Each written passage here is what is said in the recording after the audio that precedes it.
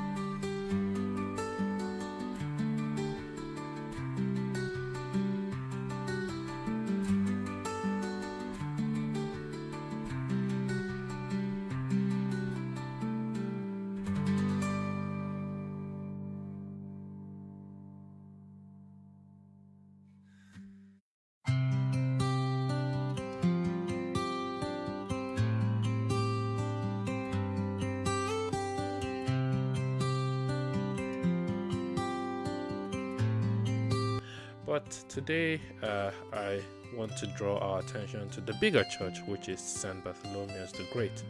Now this church is just off the street of St. Bart's Hospital, and walking towards the church, it looks a mix between an English style, not Gothic as in like the flamboyant Gothic, but what you kind of find in your normal smaller parishes, but on a bit of a massive scale. Now it's worth noting that the street that the church is located on is relatively rural-like, for what you would expect to find right at the heart of London, especially at the financial district of London. But on approach to the church, again, it does look quite decent from the outside, and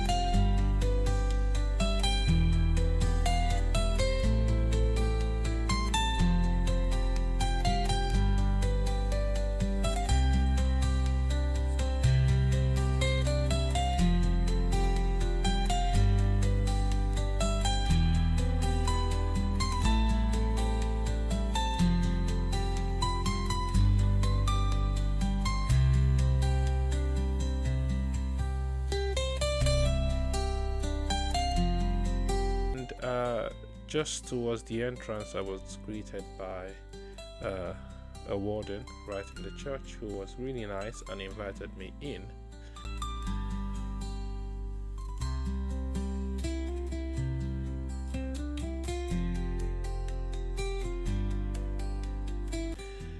On stepping into the church, I was actually quite surprised with what I saw, because it did have a decent amount of Norman features, which I didn't expect, especially looking at it from the outside. it does seem really old as well.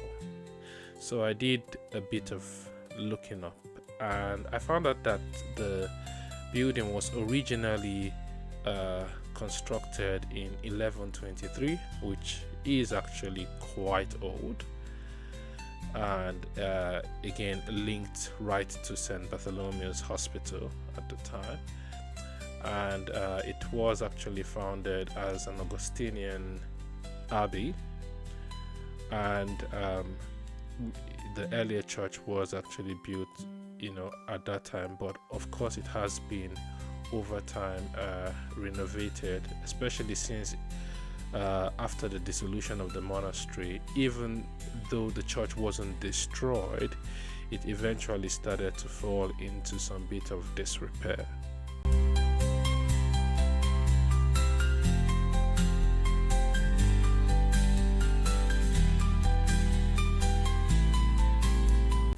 Eventually, it would be extensively restored by Sir Ashton Webb, who is actually a famous architect, most noted for his construction of the Ashton Webb building at the University of Birmingham. So this restoration actually took place in 1889, and many parts of the church were again renovated.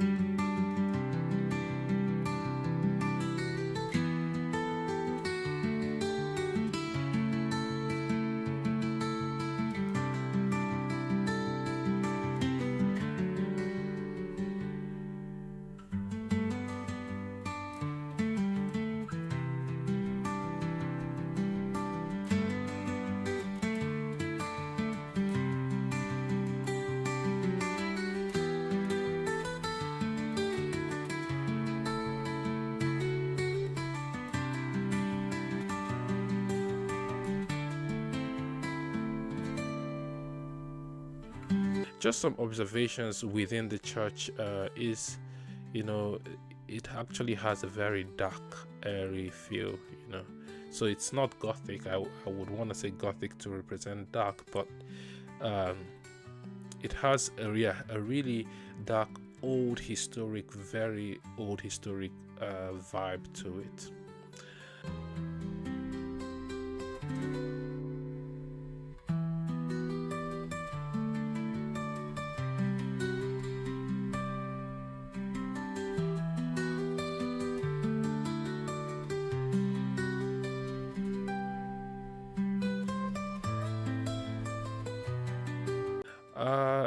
Some important people noted with the church would include Benjamin Franklin, one of the founding fathers of the United States.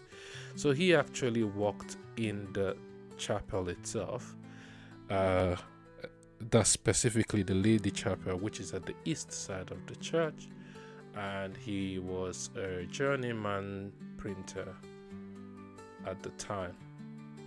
So again, it has links to the American founding fathers.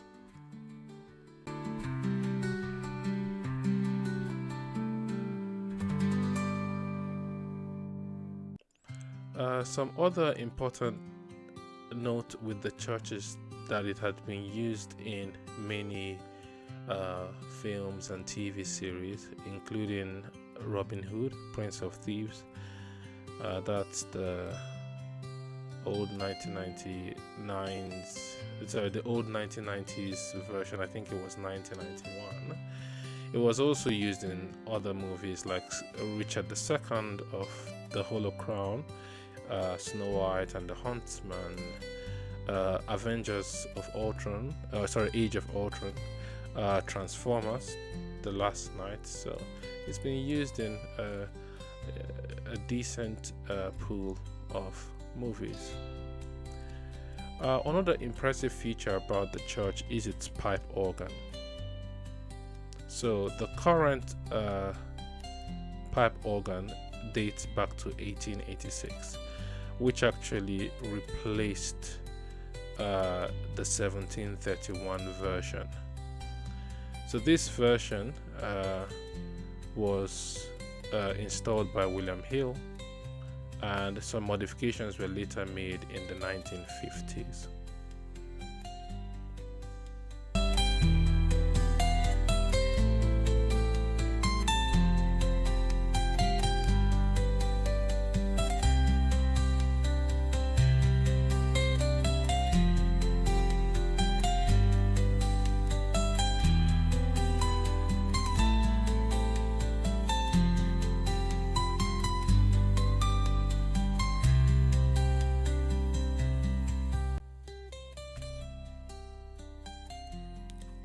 In terms of other aspects of music, the church does have a dedicated choir. That's a professional choir which are dedicated to the church, but there are also amateur choirs in the church, and it does host regular services and evensong, which I have been invited to, so hopefully I should be able to attend in the future.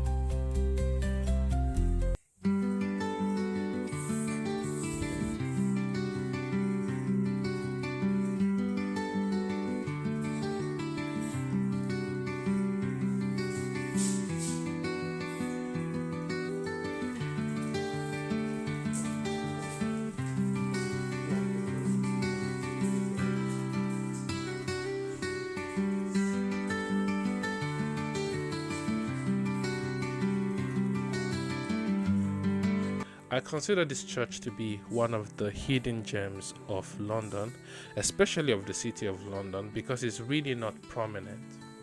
And if you observe, from the exterior, it doesn't immediately stand out, but going inside, is a totally different feel.